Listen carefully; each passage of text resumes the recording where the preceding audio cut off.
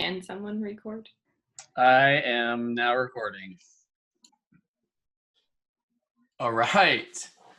This week's core competency for the Uptown Properties weekly meeting is how to pick an investment property. We're going to kind of throw a round table out and ask the questions that we think are going to get good answers. I kind of want to direct the first question at Chris and AJ since you guys have the most experience out of all of us. What do you think let's stick with like a new investor or someone that hasn't bought a property. What's the first thing that you look at when you see a deal pop through your email inbox or when you're driving around, you look it up? Income to sales price ratio. Not location or anything like that, just strictly numbers? I mean, anything that pops on my desk is a certain location already. That's already been filtered out. Okay. And about the income to sales price, I know we know what the 1% rule is, but is that the first thing you do every time? Yeah, I mean, that's the quickest back of the napkin to see if there's like further investigation needed.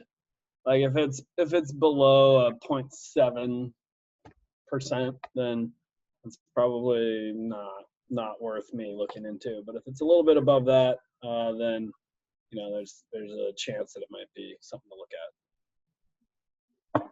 Cool. Jacob, for an owner-occupied situation, is that the first thing that you looked at as well, was the income to sales price ratio? Yes, and also the neighborhood. I knew that I wanted to be in Southeast Portland. I kept seeing ones for further out Southeast or Northeast Portland, but I wanted to be kind of west of 82nd, and that was my main criteria is Southeast and in a decent neighborhood that's walkable to food and coffee. Those are the main things I wanted. Was there any difference since one of your units is commercial and one is residential? Did you use any other analytics or anything like that? Yes, just because commercial has different rental rates. Usually they're going to rent for a little bit less per square feet from what I've seen, especially in this specific area. But basically I used the previous rents, also knowing that the owner had it under rented, both units for the last 10 years. He was able to do that because he got a great price. But yeah, so definitely just did a lot of comp analysis. Taylor, for those that don't know what the 1% rule is, can you explain the 1% rule? My understanding of the 1% rule is if you can buy a property hypothetically for $100,000 and you can expect to get $1,000 of rent coming in per month, then that's going to be 1% of the price of the property, and therefore would say, yes, this is a 1% rule property. Very nice. Okay, I got a question to kind of throw out to everyone. When you're looking at a single family rental property versus a multifamily property, what are some things that would make you lean towards a single family versus a multifamily, and the other way around?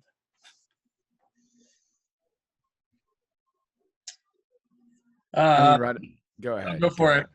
Okay, right off the bat, I would say something that automatically makes a lot of investors lean towards a multifamily property is the idea that you have one property to manage, but multiple doors generating cash flow, which is going to diversify that property a little bit better than if you had a single family home, which is one property with one door. So when that one door is vacant, the hit is a little harder than if one of your 2 or 3 or 4 doors is vacant.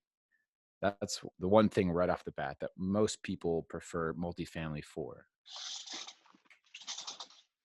I was going to say it really depends what your goals are. If you're looking to live in a property, owner occupied, and then turn it into an investment property, you can look at multifamily. So that's actually a great strategy, but the best way to preserve your capital is if you move into a single family and then do a little bit of fix up and then move out and then rent it out. That would be the BRRRR strategy. Buy, rehab, rent, and then refinance.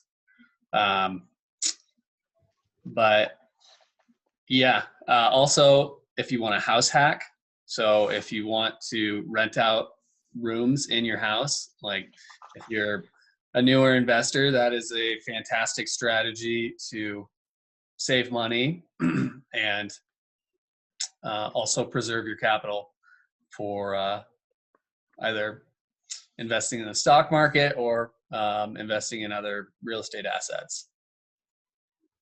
Yeah, I asked that question because I was talking with a mortgage guy last night, and he has purchased 3 single-family homes, and I asked him what his thoughts were behind that because I like the small multifamily stuff personally, and he was saying that it's something that he knows since he's bought his own house, his own primary residence.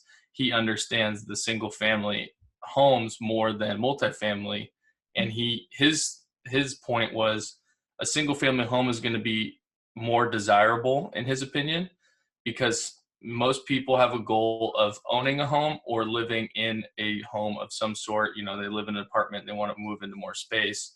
And so that's why he likes single family. But I was curious what your guys' thoughts were on that. Tanner, I have a question for you. Is there a certain area of town that you like more than another or you feel is better for rental properties? Well, as kind of the trend that we've been seeing lately, people are moving from downtown into kind of the suburbs areas.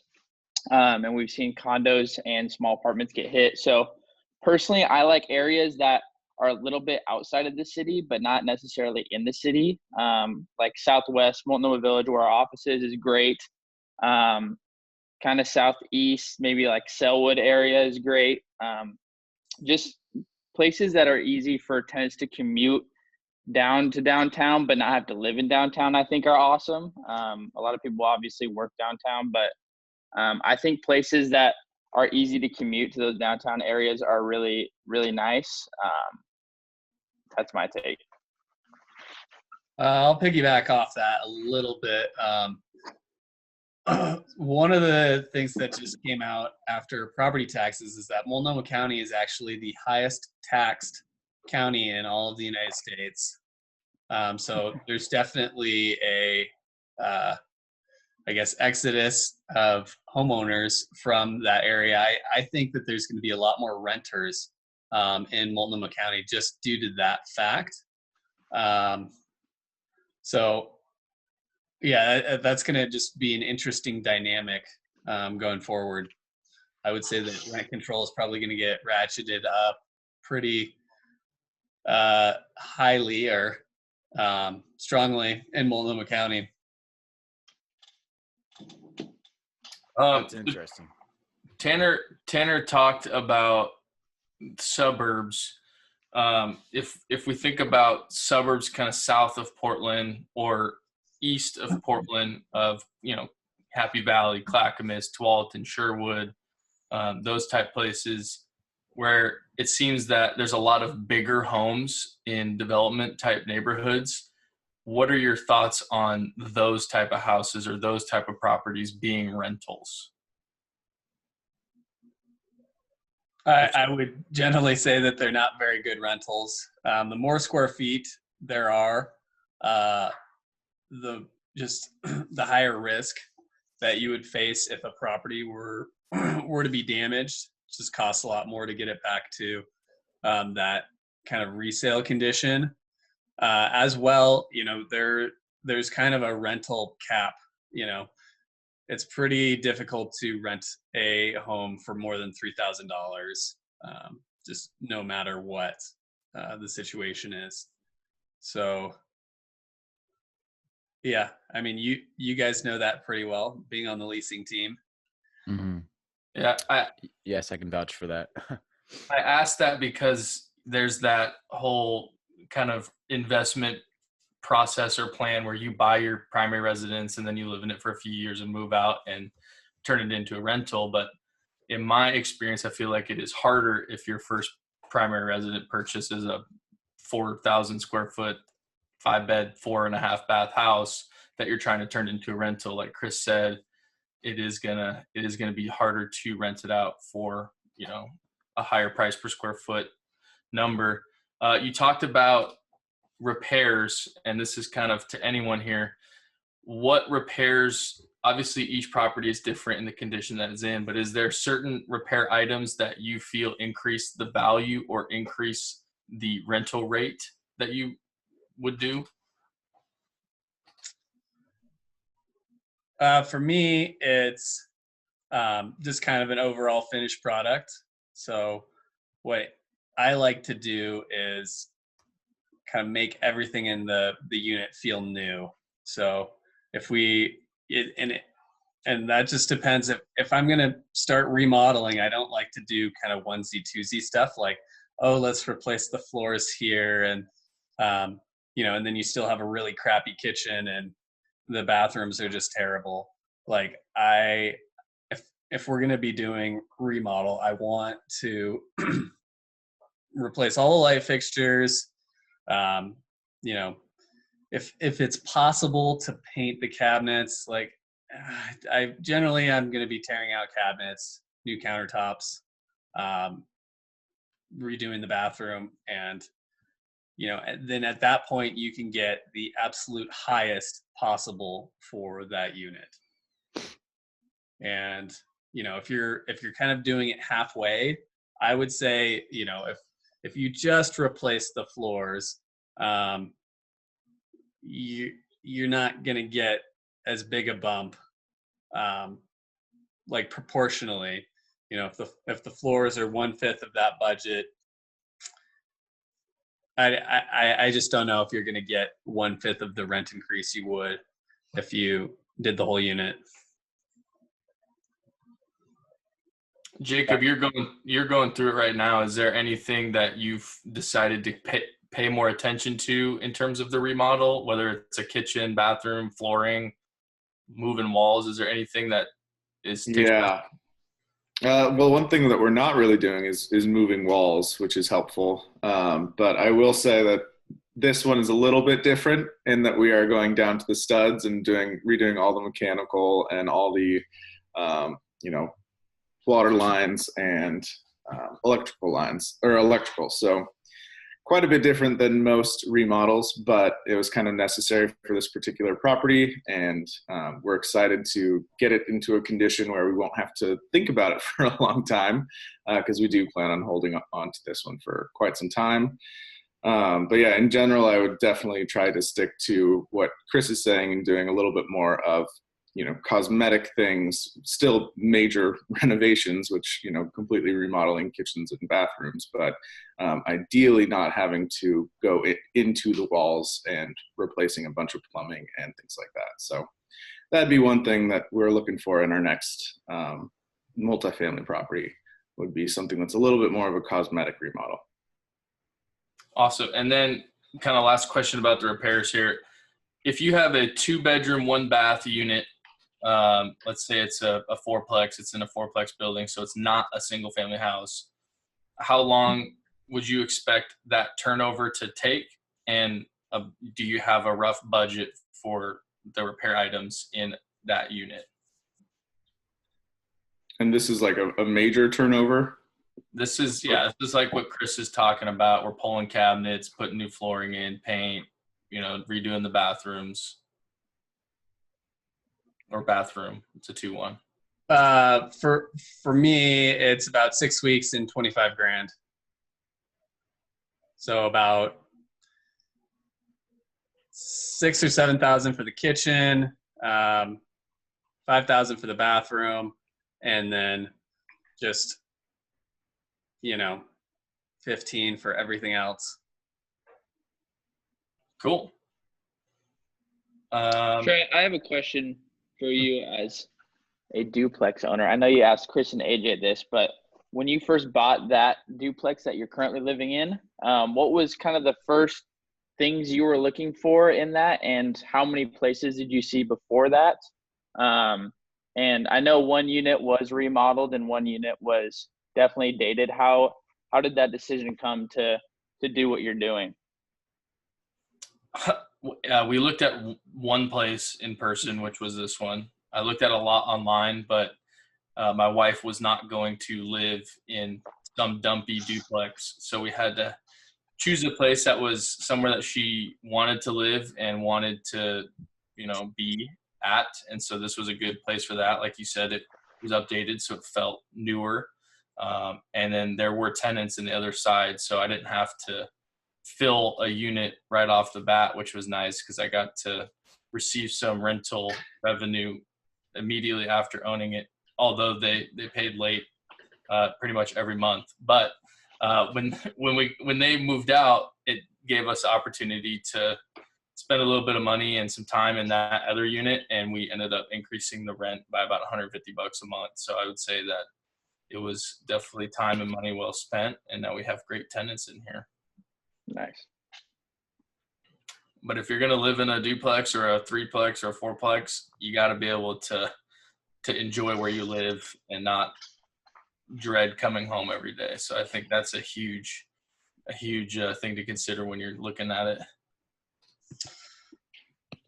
Before we close out, one thing that I just want to mention, or like a strategy that AJ and I utilize, which I think is extremely powerful, is just the strategy of compound interest. So, I mean, our plan is to keep our portfolio and not sell it. So in figuring out a way to do that allows for the property value that you buy today, in 30 or 40 years, like that will be compounding, whatever the market appreciation rate is for those years. And if you look at that on paper, over the first year, it's like 3 or 5%. And then it's an additional 3 or 5% of 1.03 or 1.05. But like as it compounds over and over, like you're going to see that property value, triple or quadruple or quintuple in value over that period of time. And as well, it's the same thing with rents. So the real power of buying an investment property is planning on being able to keep it and reap those rewards. Because, if you buy a $500,000 property today, in 30 years, that could be worth $2 million or $2.5 million. And it could be putting out rents that are just way more than what your expenses are. So that is kind of the key strategy of what I think buy and hold investing is. It's the get rich slow program. Mm-hmm. All right. Anything else? I mean, it's not that slow. It's kind of slow. It's slower than flipping. That's true. But it's also safer than flipping. All right. That's our core competency.